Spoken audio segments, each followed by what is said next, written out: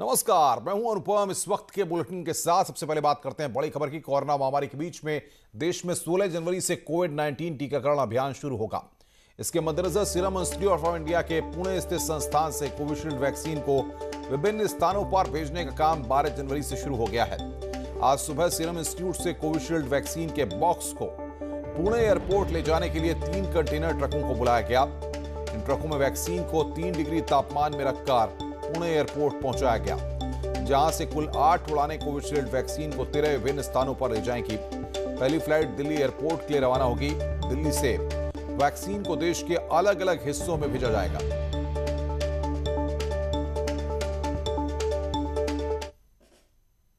आज serum institute से पहले ट्रक्स गए हुए हैं वैक्सीन के, और आज से ये पूरे देश में वितरित होने वाले हैं। तो सुरक्षा के हिस्से हम लोगों ने बंदोबस्त यहाँ पे रखा हुआ है।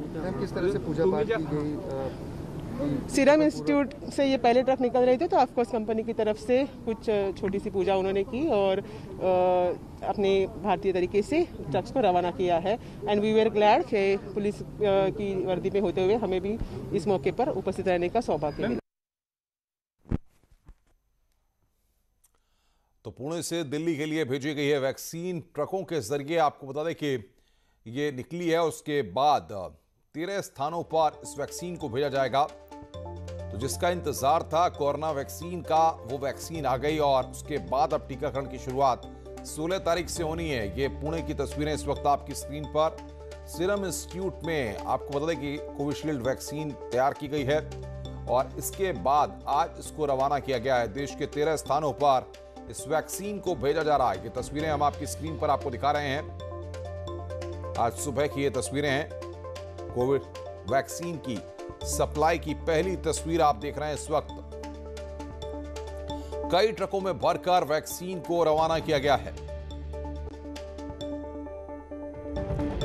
और बातचीत करने के लिए मोहम्मद शबाब हमारे संवाददाता हमारे साथ सीधे जुड़ रहे हैं। शबाब, जाहिर तौर पर यह सभी के लिए खुशी की बात है कि जिस वैक्सीन का हम सब इंतजार कर रहे थे, वो वैक्सीन पुणे के सीरम इंस्टीट्यूट से निकल चुकी है और 16 तारीख से टीकाकरण की शुरुआत होगी।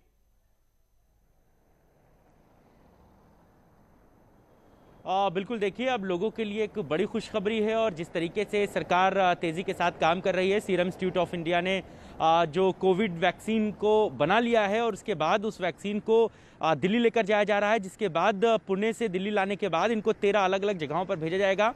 हालांकि सबसे अच्छी बात यही है कि लगातार जो गाइडलाइन जारी हो रही हैं, लगातार जो ड्राई रन किए जा रहे हैं, उससे इस बात को भी सुनिश्चित किया जा रहा है कि जब कोविड की वैक्सीन आएगी तो उसको लगाने में, टीकाकरण करने में किसी तरह की कोई दिक्कत ना हो। और जो तरीका तय किया गया है कि पहले इन्हें लगाया जाएगा, फिर दूसरों को लगाया जाएगा और फिर आम जनता तक धीरे धीरे ये सारी वैक्सीन जो है वो पहुंचेगी आसानी से, सुलभता के साथ। तो ये कहीं ना कहीं एक महत्वपूर्ण बात है अनुपम। और अभी हमारे जो सूत्र इस बात को भी बता रहे हैं कि लगभग 200 रुपये के आसपास जो है वो एक टीके का खर्च जो है वो आ सकता है, जिसको सरकार वहन करेगी। हालांकि अभी इसकी पुष्टि नहीं है कि कितने रुपए का एग्जैक्टली अमाउंट जो है वो सरकार को वहन करना होगा, लेकिन इस तरीके की खबरें हैं। और उत्तर प्रदेश चूंकि आबादी के लिहाज से सबसे बड़ा राज्य है, लिहाजा उत्तर प्रदेश पर सबकी निगाहें हैं कि किस मात्रा में, कितनी संख्या में यहाँ पर कोरोना की वैक्सीन आती हैं और किस तरीके से जो 16 तारीख से टीकाकरण का अभियान चलना है। सवाल ये खड़ा होता है क्योंकि जाहिर तौर पर पुणे से जब वैक्सीन रवाना हो गई है तो दिल्ली वैक्सीन आएगी, उसके बाद देश के 13 स्थानों पर इसे भेजा जाएगा। उत्तर प्रदेश में कब तक इस वैक्सीन के पहुंचने की संभावना है और कहां पर इस वैक्सीन को रखा जाएगा? क्या तैयारी इसके लिए की गई है? और देखिए, उत्तर प्रदेश में यूनिसेफ के साथ मिलकर उत्तर प्रदेश सरकार ने बड़े महत्वपूर्ण प्रयास किए हैं कोरोना वैक्सीन को रखने के लिए, और लगातार कोल्ड स्टोरेज बनाए गए हैं खास करके कोरोना वैक्सीन को लगाने के लिए, रखने के लिए। और उत्तर प्रदेश के हर एक जनपद में इस बात के दिशा निर्देश दिए गए थे कि आप सभी लोग तैयार रहे हैं, क्योंकि कोरोना वैक्सीन का जो वितरण होगा लखनऊ आने के बाद तमाम दूसरे जिलों में जाएगा और उसके बाद उसको वहां पर रखना सबसे ज़्यादा महत्वपूर्ण है, क्योंकि तापमान का कोरोना वैक्सीन पर खास प्रभाव है। लिहाजा उसके लिए कोविड के जो वैक्सीन है उसके रखने के लिए विशेष तरह के कोल्ड स्टोरेज बनाए गए हैं और बाकायदा यूनिसेफ की मदद ली जा रही है इसमें। तो प्रदेश सरकार पूरी तरह तैयार है 16 तारीख से कोविड के जो है उसके टीके को लगने के लिए।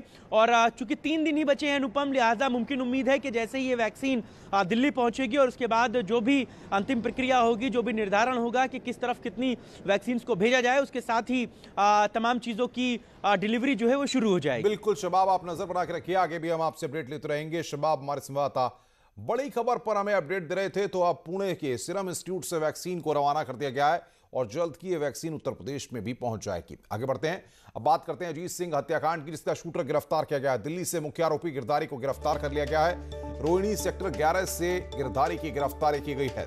पुलिस ने चेकिंग के दौरान गिरधारी को गिरफ्तार किया है। इसके पास से पिस्टल बरामद की गई है। आपको बता दें कि गिरधारी पर 1 लाख रुपए का इनाम रखा गया था। न्यूज़ 18 आपको सबसे पहले गिरफ्तारी का वो वीडियो भी दिखा रहा है। इन तस्वीरों में आप देख सकते हैं कि अजीत सिंह हत्याकांड का मुख्य आरोपी गिरधारी इसी तस्वीर में दिख रहा है, जो हम आपकी स्क्रीन पर आपको दिखा रहे हैं। रेड सर्कल करके वो दृश्य हम आपको दिखाने की कोशिश कर रहे हैं। उसके बीच में गिरधारी वहां पर दिखाई दे रहा है, ये वो तस्वीर। तो 2 तस्वीरें इस वक्त आपकी स्क्रीन पर। लखनऊ में 6 तारीख को हत्या होती है अजीत सिंह की और इसी मामले में गिरधारी शक के घेरे में था और गिरधारी को गिरफ्तार किया गया है। उस पर 1 लाख रुपए का इनाम था। दरअसल 6 जनवरी को मूल रूप से मऊ के रहने वाले पूर्व ब्लॉक प्रमुख प्रतिनिधि और आजमगढ़ के पूर्व विधायक सीपू सिंह के गवाह अजीत सिंह की लखनऊ में गोली मारकर हत्या कर दी गई थी। अजीत बाहुबली विधायक मुख्तार अंसारी का करीबी था। हत्यारों ने अजीत को 22 गोलियां मारी थी। अजीत आजमगढ़ के पूर्व विधायक सर्वेश सिंह की हत्या में गवाह भी थे। अजीत के साथी मोहर सिंह ने आजमगढ़ जेल में बंद कुट्टू सिंह, गिरधारी और अखंड सिंह समेत और भी कुछ लोगों के खिलाफ साजिश के तहत हत्या की एफआईआर दर्ज कराई थी।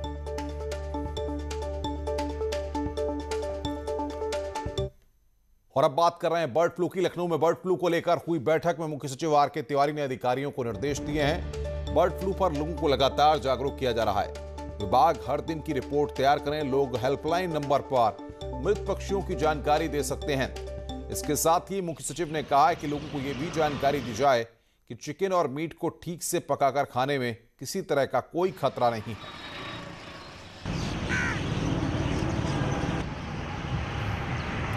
योगी सरकार के प्रवक्ता और कैबिनेट मंत्री सिद्धार्थनाथ सिंह ने कहा है कि बर्ड फ्लू को लेकर प्रदेश सरकार की तैयारी पूरी है। उन्होंने कहा है कि बर्ड फ्लू प्रदेश में फैलने से रोकने के लिए सभी एहतियाती कदम उठाए गए हैं। सरकार की देखिए बर्ड फ्लू पे पूरी तैयारी है।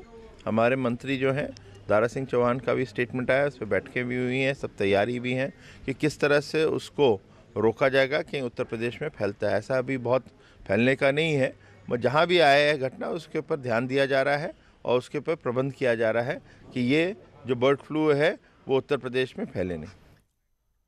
कोरोना के बीच बर्ड फ्लू की दहशत लगातार बढ़ती जा रही है। अब तक 9 राज्यों में बर्ड फ्लू की पुष्टि हो चुकी है। इसी बीच प्रधानमंत्री मोदी ने सभी राज्यों को बर्ड फ्लू को लेकर अलर्ट रहने के निर्देश दिए हैं। बढ़ती जा रही है बर्ड फ्लू की दहशत। कई राज्यों में शिकंजा कसता जा रहा है बर्ड फ्लू। परिंदे बीमार, राज्यों में हाहाकार।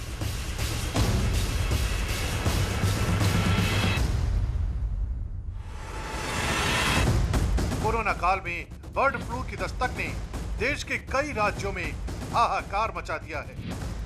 देश के नक्शे की तस्वीर पर गौर करें तो साफ पता चलता है कि महज चंद दिनों के भीतर बर्ड फ्लू ने अपने पांव किस कदर पसार लिए। केरल, राजस्थान, मध्य प्रदेश, गुजरात, महाराष्ट्र, हिमाचल प्रदेश, उत्तराखंड, उत्तर प्रदेश, दिल्ली और हरियाणा जैसे राज्यों को बर्ड फ्लू ने अपने शिकंजे में कस लिया है। लेकिन सबसे ज्यादा चुनौती इस वक्त देश की राजधानी दिल्ली के सामने है, जहां कौओं और बतखों की बर्ड फ्लू रिपोर्ट पॉजिटिव आई है। दिल्ली के संजय झील में अब सैकड़ों बतखों को खत्म करने के बाद उन्हें दफनाने का काम शुरू कर दिया गया है, क्योंकि यहीं से सैंपल भोपाल भेजे गए थे। दिल्ली में बर्ड फ्लू की पुष्टि हो गई है। इस वक्त हम संजय लेक में मौजूद हैं। यहीं से 8 सैंपल भोपाल भेजे गए थे जिसमें बर्ड फ्लू की पुष्टि हुई है और अभी जो देखिए रैपिड रिस्पांस टीम है वो संजय लेक से बत्तखों को पकड़ रही है। मैं अगर आपको दिखाऊं तो देखिए एक बोट नज़र आएगी और वहाँ उसमें कुछ बत्तख भी नज़र आ रही हैं। इन बत्तखों को पकड़ा जाएगा। आपको बता दें कि 8 सैंपल 9 तारीख को भेजे गए थे जिसमें 5 कौवे और 3 बत्तख थी। जो उनकी रिपोर्ट है वो पॉजिटिव आई है, मतलब ये कि यहाँ उनमें बर्ड फ्लू की पुष्टि हुई है। सर ये बताइए कि आपको क्या कहा गया बत्तखें पकड़ने के लिए? हमें सर ये कहा गया है आप बत्तख पकड़ के लाओ। अच्छा। फिर हम इनका ट्रीटमेंट करेंगे। अच्छा। अब भगवान जाने वो क्या कर रहे हैं, बत्तखों को मार रहे हैं। यही काम कर रहे हैं? हाँ जी, यही काम करते हैं। हाँ जी। देखिए ये पार्क में काम करने वाली टीम है और देखिए यहाँ पर जो बत्तख मौजूद हैं उनको लगातार पकड़ा जा रहा है। देखिए ये टीम इनको बत्तखों को पकड़ रही है। बर्ड फ्लू दूसरे परिंदों में न फैले इसलिए पूरी एहतियात के साथ इन्हें दफनाने की प्रक्रिया शुरू कर दी गई है। पीपीई किट पहनकर रैपिड रिस्पांस टीम के लोग बर्ड फ्लू के खिलाफ इस मिशन को अंजाम देने में जुटे हुए हैं। बत्तखों में बर्ड फ्लू की पुष्टि हुई है। उसके बाद यहाँ पर देखिए ड्राइव चलाई जा रही है बत्तखों को खत्म करने की। यहाँ हम दूर से तस्वीरें दिखा रहे हैं खतरे को देखते हुए। मैं आपको दिखाऊं, देखिए जो रैपिड रिस्पांस टीम है, अगर हम कैमरा जूम करके दिखाएं आपको तो वहाँ पर बड़ा गड्ढा खोदा गया है। वहीं पर जो बत्तख हैं उनको दफनाया जाएगा। तस्वीरों में हम आपको दिखाएं, देखिए टीम वहाँ पर नज़र आ रही है, क्रेन वहाँ पर नज़र आ रही है आपको। तो यहीं पर ही गड्ढा बनाया गया है। राजधानी दिल्ली की ही तरह महाराष्ट्र के परभणी से भी डराने वाली खबर आई है। यहाँ 3 दिन पहले 800 मुर्गे मुर्गियों की मौत के बाद जांच के लिए भेजे गए सैंपल भी पॉजिटिव आए हैं। नेशनल लैब की इस रिपोर्ट के बाद परभणी में भी बर्ड फ्लू की पुष्टि कर दी गई है। यही वजह है कि महाराष्ट्र में अंडे और मुर्गियों के कारोबार में अच्छी खासी गिरावट आ गई है। आंकड़ों में दिखाते हैं कि बर्ड फ्लू ने इससे जुड़े बाजार को किस कदर प्रभावित किया है। पोल्ट्री फार्म उद्योग में 20% की कमी, मुर्गे और अंडे की मांग में भारी गिरावट, रेट भी 15 से 20% तक कम हुए। मक्का और सोयाबीन की खपत में भी गिरावट। निवेदन है इससे पैनिक ना करें, इससे कोई नुकसान नहीं है। अब 10 दिन के लिए गाजीपुर मंडी बंद कर दी गई है। मैं माननीय मुख्यमंत्री को आज पत्र लिखने वाला हूं। कई राज्यों में डीएम बंद कर दे रहे हैं। जरा डायरेक्शन को देखें, पैनिक ना करें। तो बर्ड फ्लू को लेकर के एहतियाती कदम यहां पर उठाए जा रहे हैं। हमारे साथ बातचीत करने के लिए अलग अलग जगहों से हमारे संवाददाता जुड़ रहे हैं। लखनऊ से शबाब हमारे साथ हैं, कानपुर से अमित गंजू, झांसी से अश्विनी हमारे साथ हैं। सबसे पहले अश्विनी आपके पास आएंगे। झांसी और आसपास की बेल्ट, बुंदेलखंड की बेल्ट में किस तरीके से कदम उठाए जा रहे हैं? क्या कोई मामला अब तक सामने आ पाया है?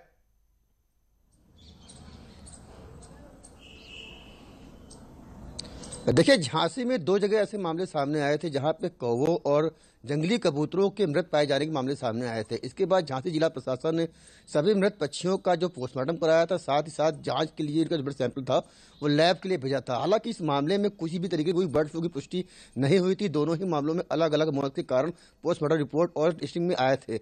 इसके बाद भी जिला प्रशासन पूरी तरह से मुस्तैद है। 23 जाँच टीमें उसने बना दी हैं, अलग अलग स्थानों पर भेजी गई हैं। किसी भी पक्षी के कोई भी मृत होने की सूचना मिलती है, तत्काल वहाँ टीम पहुंचती है, मौके पर रिस्पॉन्स देती है, मृत पक्षी के शव को अपने कब्जे में लेती है। तो फिलहाल झांसी जिले में बर्ड फ्लू ऐसी कोई स्थिति अभी बनी नहीं है। हालांकि 2 मामले जरूर सामने आ चुके हैं जहां अचानक पक्षियों की मौत के मामले सामने आए थे। तो फिलहाल जिला प्रशासन पूरी तरह से अलर्ट है, अलर्ट मोड पे है। किसी भी सूचना को पूरी तरह से गंभीरता से ले रहा है और कोई भी सूचना आती है तत्काल मौके पर रिस्पॉन्स टीम पहुंचती है, पक्षी के शव को कब्जे में लेती है। साथ ही साथ झांसी जो जिले के लोग हैं, एक जागरूकता कार्यक्रम चलाया जा रहा है, लोगों को जागरूक किया जा रहा है कि कोई पक्षी बीमार दिखता है तो उसके पास ना जाए, तत्काल जो स्थानीय प्रशासन है उसको सूचना दे, कोई भी खतरा ना ले। इसके बाद टीम वहां पहुंचती है, पक्षी की जो शव है उसको कब्जे में लेती है। तो पूरी तरह झांसी जिला प्रशासन अलर्ट मोड पर है, कहीं भी किसी भी तरीके का कोई खतरा नहीं मोलना चाहता है। हालांकि दोनों ही मामलों में बिल्कुल अश्विनी, जो बर्ड फ्लू की बात है वो सामने नहीं। शबाब, मुख्य सचिव ने बाकायदा निर्देश जारी किए हुए हैं। ऐसे में किस तरीके से क्विक रेस्पॉन्स टीमें काम कर रही हैं और कहां-कहां मामले अब तक सामने आ चुके हैं?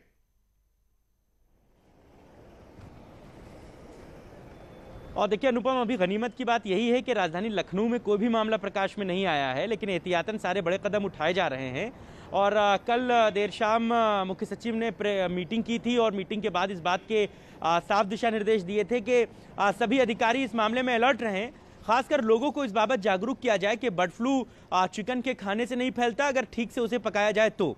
उन्होंने इस बात के साफ तौर से निर्देश दिए हैं कि एक जो क्विक रिस्पांस टीम है उसका जो है तेजी के साथ काम किया जाए, उस पर एक हेल्पलाइन नंबर जारी किया जाए जिसमें अगर कहीं पर भी पूरे प्रदेश में कोई भी पक्षी मरा मिलता है, किसी को मरा दिखता है, तो लोग उस नंबर पर फोन करके जानकारी उपलब्ध कराएं और जो संबंधित अधिकारी कर्मचारियों की टीम होगी वो मौके पर पहुंचेगी और चीजों का निस्तारण किया जाएगा। हालांकि लोगों के जागरूक होने की भी बहुत बेहद जरूरत है अनुपम, क्योंकि जानकार भी इस बात को मानते हैं कि मुर्गे के पास रहने से या मुर्गे को खाने से बर्ड फ्लू नहीं फैलता।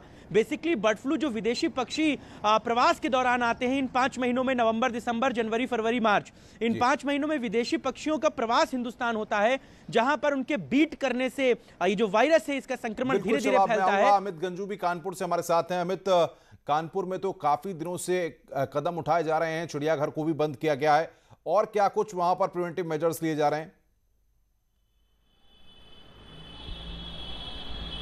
देखिए अनुपम, मैं आपको बताना चाहूँगा कि कानपुर ही अकेला ऐसा जनपद है जिसने उत्तर प्रदेश में जिसमें बर्ड फ्लू के केस सामने आए, क्योंकि जू में जब जिस प्रकार से 10 पक्षियों की मौत हुई उसके बाद भोपाल रिपोर्ट भेजी गई, उसमें कुछ की पुष्टि होने के बाद प्रशासन अलर्ट मोड पे आया, क्योंकि निश्चित तौर पर मुख्यमंत्री के निर्देश थे कि इस पर अलर्टनेस हो, पूरे एरिया को पूरी तरीके से मॉनिटरिंग हो। तो आसपास के जू के 10 किलोमीटर तक पहली बात तो कोई जो शॉप्स हैं, चाहे मटन की हों और चाहे वो चिकन की हों, वो उनको पूरी तरीके से बंद कर दिया गया। और कानपुर के 1760 ऐसे जगह थी जहां से मुर्गा और मुर्गियों की बिक्री होती थी, उन पर पूरी तरीके से बंद लगाया।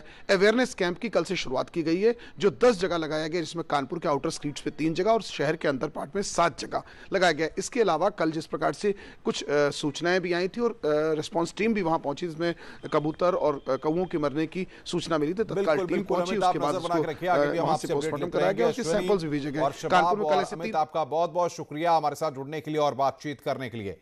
तो अमित हमारे संवाददाता और अलग अलग जगहों से हमारे संवाददाता इस बात की जानकारी दे रहे थे कि किस तरीके से एहतियाती कदम उठाए जा रहे हैं। रुक रहे हैं यहां पर एक ब्रेक के लिए, ब्रेक के बाद जल्द हाजिर होते हैं।